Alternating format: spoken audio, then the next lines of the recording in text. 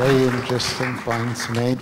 May I request Ms. Malla to please take the podium?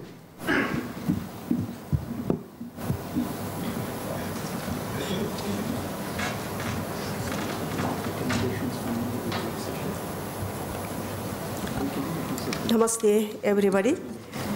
On behalf of myself and my colleagues, my very senior colleagues from Nepal, definitely agriculture, health, and the nutrition has to go together. Isolated sector cannot be work in result oriented. First of all, let me point out about my country before I'm going to key points. Nepal has once was food exporter, but it is really sad to say that now my country is in food deficit. At present, arable land is Nepal is scanty, but population growth rate is still high. In Nepal, 2/3 of land is hills, and 1/3 is plain area, which is called Tarai, and it is the only food storehouse for Nepal. As a consequence, nutritional status of children and women are negatively affected. I would like to mention here that in Nepal, 49% children are stunted and 13% children are wasted. Although Nepal has done well in micronutrient deficiency control and child and maternal health, but it is seriously lacks in MDG 1, that means Millennium Development Goal 1. At present, government along with civil societies, NGOs and donors are jointly formulating a national coordinated action plan to fight against hunger and poverty so that nutritional problem could be minimized. Regarding the subject matter, despite the efforts made by the country, challenges are still ahead to address general malnutrition, which demands multi-sectoral approach. Unless addressing the general malnutrition, achieving Millennium Development Goal will be difficult. Since improving nutrition status of children and women is in the center of all development activities. Especially, focus needs to be concentrated in evidence-based approach, targeting children, women, gender, and the most disadvantaged groups to achieve equity in the problem, resulting impact in improving nutrition situation of entire population. It is high time to recognize the severity of the consequences of nutrition problem and work together in multi-sectoral approach to address several issues such as household food security, improved dietary habits, life cycle related diseases, etc. If we are thinking in terms of nutrition improvement, it is also important to maintain and strengthen coordination among concerned sectors such as line ministries, international development partners, NGOs, INGOs, and private sectors. Thank you so much.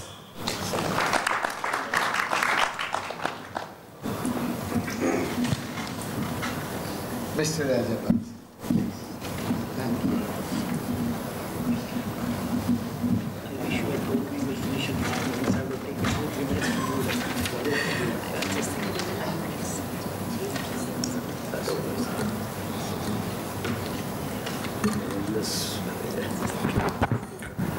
Thank you very much, Mr. Chairman.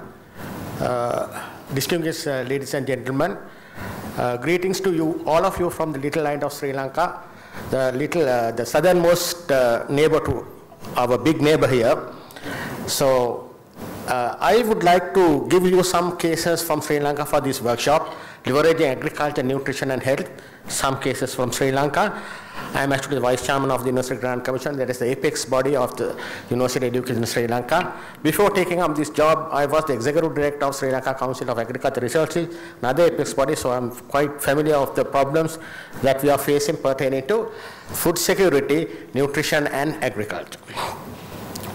And of course, now as we have discussed leveraging agriculture for improving nutrition and health for last 3 days, and the basic idea behind the whole scenario is improving agricultural productivity will definitely improve nutrition, will definitely improve health. So on that context, this is something which we knew very well for the last few decades, but it has not been, this policies has not really coordinated as such, because in Sri Lanka there's a Ministry of Agriculture, there's a Ministry of Fisheries, and Ministry of Health, and Ministry of another ministry responsible for nutrition. There's no sort of proper coordination. So therefore, this is an ideal podium. From here we can get into a situation there should be a coordinated policy to make sure that Sri Lankan people will have an improved nutrition through having a balanced diet. As I said very clearly that most of the poor in Sri Lanka are farmers and farm workers who depends on agriculture for their livelihood. So therefore, threats to agriculture become threats to health also. Therefore, what I said earlier, health and agriculture nutrition together is not something new. As I said, there has not been effective approaches, which we knew very well, but there have not been effective approaches. So in an operationally acceptable way, this was not available. This was the problem that we faced for last few decades in Sri Lanka. So we would like for your attention what we should do about achieving nutritional goals through an agriculture sector. If you look at the cardinal principle what I mentioned, improving agricultural productivity through research, ladies and gentlemen, that we have identified certain agricultural programs are more successful than others in achieving food security and nutrition objectives. What are these? First, expansion of cash crop production. Second, introduction of hybrid varieties. We are looking at hybrid varieties. In fact, when I listened to our speaker from US in the morning, I thought that it's possible the biofortified crops also can come and make available to Sri Lankan farmers, because we are now looking at hybrid varieties. This is the policy of the government, and also creation of effective and appropriate extension services, which I will deal with later, and also make available rural credit for male and female producers, and expansion of food crop production. These are the programs that we are thinking through research. Through research, it has been proved very clearly, if you have this sort of program, it will reach the lowest income households, which are the households which are most rich at nutritionally. And also, increase in income at the household level, however, it is not sufficient to elevate malnutrition. We want to see that how much of this increase is spent on nutritious food, how this increased quantity and quality of food is distributed among the family members, and what the health and hygiene levels of individual family members are as matter of concern. In tackling these problems lies in better integration of health and agriculture intervention and policy. As an example, sometimes when we have a mega irrigation project that has created some other health problems, like I have mentioned in my slides, irrigation projects have given rise to mosquitoes that has given rise to Japanese encephalitis in Sri Lanka in certain areas of the dry zone. So therefore, as I said earlier, the purpose of the agriculture is not just to grow crops and livestock, but to grow healthy and well-nourished people. So therefore, now there is evidence of increasing malnutrition in Sri Lanka. So of course our minister in the morning said there is a presidential task force that is appointed into this. So but however there is increasing evidence. This is especially among our people in the state sector and also among our poor rural farmers. And then the development of Sri Lankan agriculture requires many thrusts. What are these? This means that I agree with Dr. Chandrasekhar that which has to be more investment in agricultural research and rural infrastructure projects, and agriculture extension services that has to be hardly serving its purpose should be reformed. Few years ago, ladies and gentlemen, we had a very external extension services operated from the central government, but with the 1994 government policy of giving devolution to the provinces, agriculture extension unfortunately became a devolved subject. So extension is given given for provinces. Now, if you find in Sri Lankan situation, there are extension services operated by the central government, there are extension services operated by the provincial government. Then in addition to that, there are NGOs having their own extension programs. Companies have their own extension programs, in addition the farmers themselves. So it's in a sort of a mess. So we would like to ensure that coordinated extension program which is reformed and reconstituted. And also the problems of marketing. So last month, ladies and gentlemen, our Minister of Agriculture has taken decision on principle that all agriculture produce has to be transported in plastic crates, no gunny bags hereafter. So that is another thing that we have introduced. Make sure that we will elevate the 30% or 40% post-harvest lot that we are experimenting. And also there should be public and private sector collaboration. We are very happy to see that some of the government farms that has been running at a loss has been given to the private sector by the government, and they have developed crops, they have developed new varieties, and these farms have become models for agriculture tourism now. So these are the things that we were really impressed by giving some of our farms to the private sector. So therefore, now this is another thing that we are working on, that targeted consumer price subsidies. Subsidies is a popular and common type of intervention aimed at increasing food consumption of the poor households. Therefore, the real income of the poor, which generally results in high expenditure on food.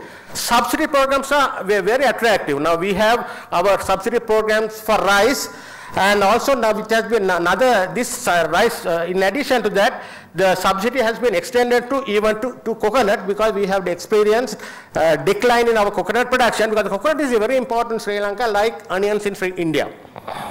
Right? So this is what we want to see, that the prototype of the nutrition agriculture programs, we would like to make sure that provide credit to women, rural areas where agriculture activities are developed. Ladies and gentlemen, if you look at the Sri Lankan situation, majority of our population are now women.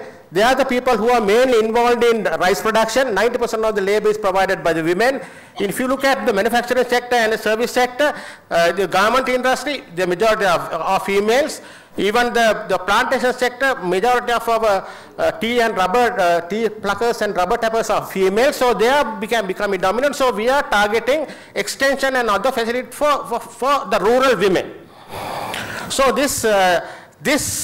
therefore, finally, that would like to mention that biodiversity, that food systems that are based can sustain, improve dietary diversity. So what are our recommendations? Our recommendations are, ladies and gentlemen, I didn't mention it, but I would want to tell you. First, we would like to have international links. We would like that the experts in the West who have the expertise will match with the problems in our countries like our country. The mismatch has to be matched by in this international organization like IFRI can play a major role. Second, we would like to have correct government policy. And especially, the minister mentioned in the morning that we would like to have the school midday program. That's a government policy.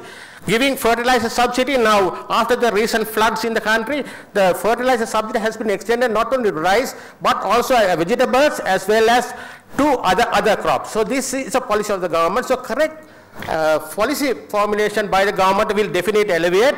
Third way, shift in diets. Sri Lankans are majority are rice producing people. They would like to have three rice meals, morning, lunch and dinner. But the view at the latest, the people especially in the urban areas would like to go for rice, flour-based products. So we would like to encourage Sri Lankans to eat more rice because it's more nutritious.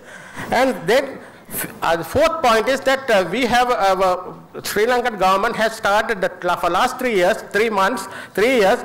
Let us cultivate Uplift the Nation program, where we have concentrated on local indigenous fruits and vegetables. This program has been a success. Finally, that we would like to want to mention, with all the inventions, the progress that we are doing, we had the problems of climate. The last 2 weeks, ladies and gentlemen, the rainfall that has to come in 3 months came in 3 days, which engulfed the entire country for certain areas, and we have lost 40% of our rice harvest.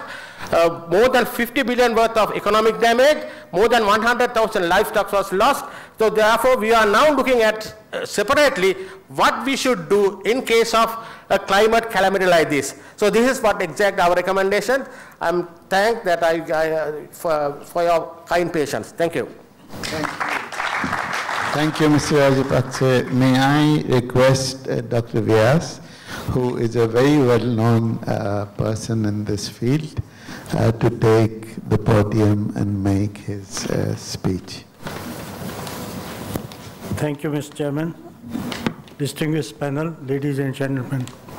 In this conference and everywhere else, whenever India's name is mentioned, people always come out with the same refrain.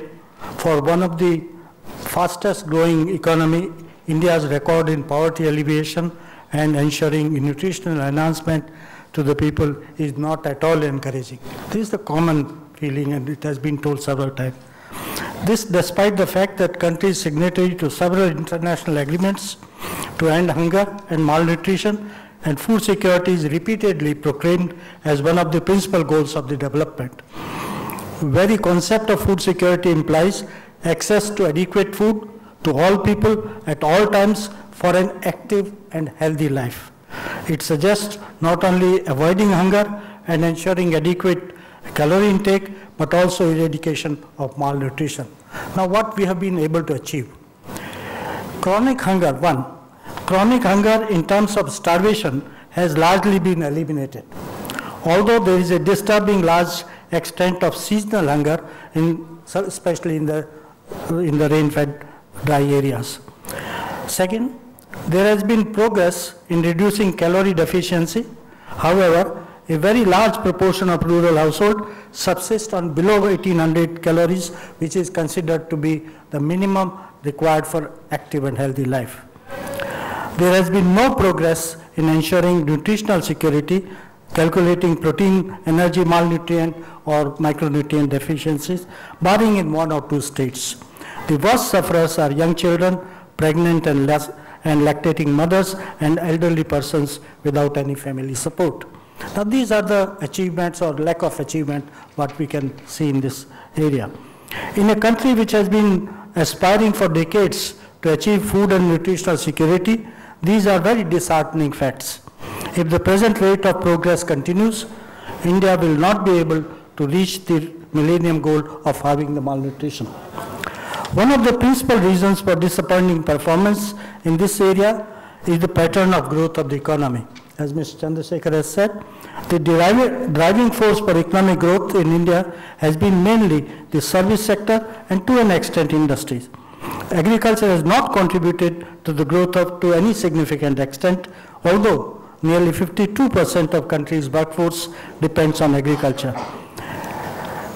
It is well-known fact that the growth in agriculture leads to much faster penetration of benefits and to a larger number of people. Stagnation in agricultural growth meant that the large number of households dependent on agriculture remained impoverished and could not improve their standard of living. Now, what could be the reasons for this? There are several reasons for widely prevalent malnutrition in the rural areas and in country in general. Firstly, there has been an excessive emphasis on wheat and rice for last several decades, right from the beginning of Green Revolution in the early 1960s. This has resulted in the neglect of other cereals, including coarse cereals, which in many respects are more nutritious. Second, agrarian structure is progressively dominated by small holding, the size of holding going down, more and more small holdings are coming up.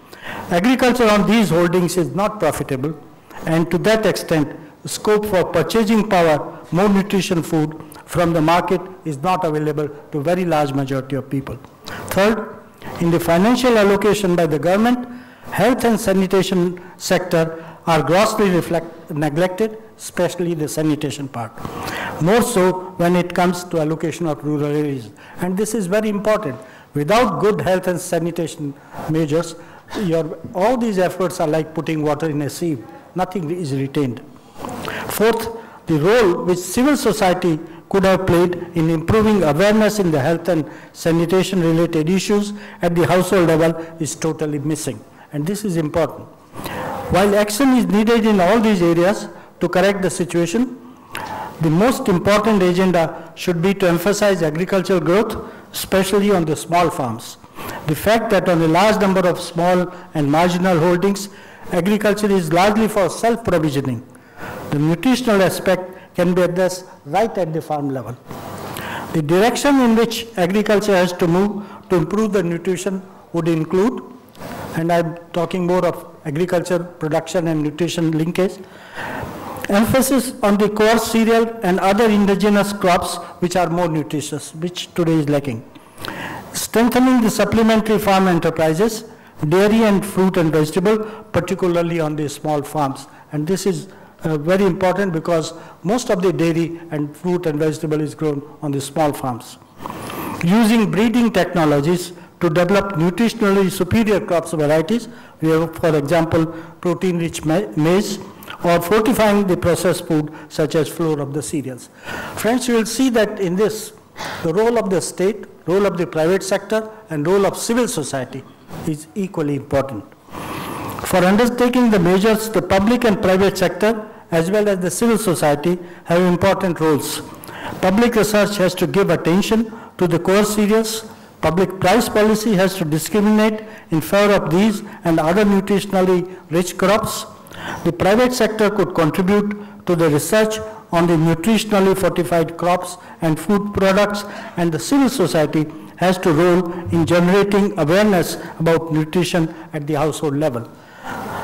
All these are important areas on which work has to be done. The good thing is that now at all levels, right from the highest policy-making level down to the state level, there is an awareness that these things should be attempted, and we are hopeful that in coming few years we'll change that the course, and probably the refrain of India, a fast-growing country with a very bad record on poverty and nutrition enhancement, will no more be realistic. Thank you very much.